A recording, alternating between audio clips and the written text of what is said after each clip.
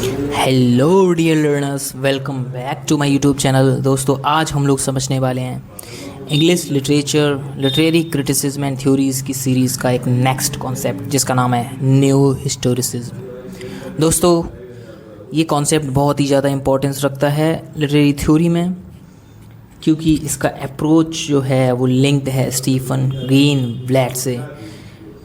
ये जो है लिटरेचर को स्टडी करता है along with its historical context, मतलब कि हिस्टोरिकल कॉन्टेक्स्ट के साथ लिटरेचर को स्टडी करता है। That's why it is named as new historicism. It believes a text it's shaped by culture, power, social conditions of its time.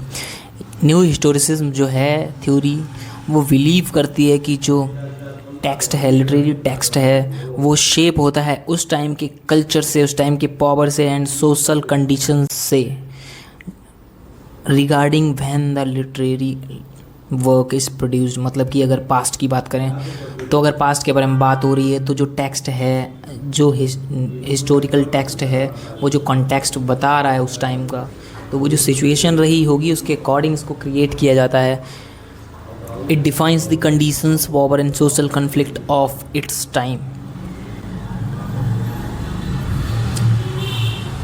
दोस्तों, new historicism develop हुआ है 1980s में, connects literature with historical contexts.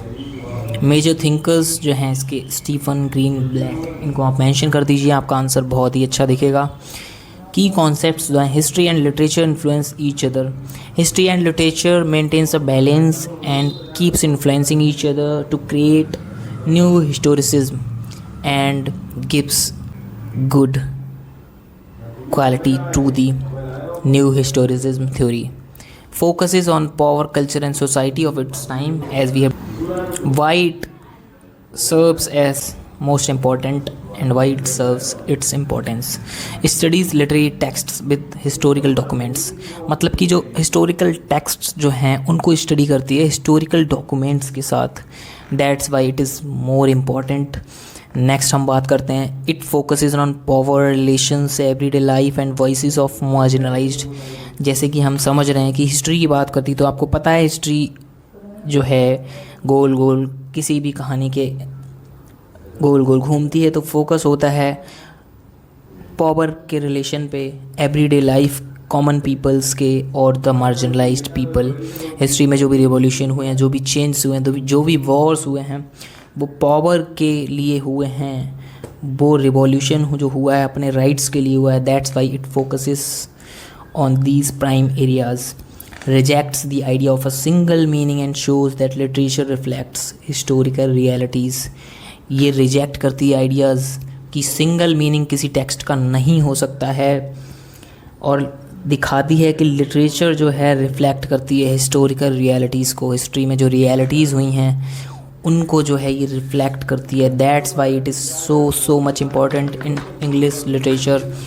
In simple terms अगर हम बात करें, it reads that text as a part of history and society, not in isolation. ये बताता है कि टेक्स्ट जो है, जो लिटरेरी टेक्स्ट है, वो एक पार्ट है हिस्ट्री का और सोसाइटी का, तभी इसको क्रिएट किया गया है। आइसोलेशन में आप हिस्ट्री या हिस्टोरिकल लिटरेरी टेक्स्ट को नहीं लिख सकते, क्योंकि आपको उसके लिए मसाला चाहिए, स्टोरी चाहिए, इवेंट्स चाहिए, पावर रिलेशंस चाहिए, वॉर्स चाहिए। That's why this concept is so much important. Dear learners, उम्मीद है आपको ये कॉन्सेप्ट पसंद आया होगा। अगर आपको वीडियो पसंद आई है तो चैनल को सब्सक्राइब करिए, वीडियो को लाइक करिए, शेयर करिए, press the bell icon, and if anybody have any query and question, please welcome in the comment section.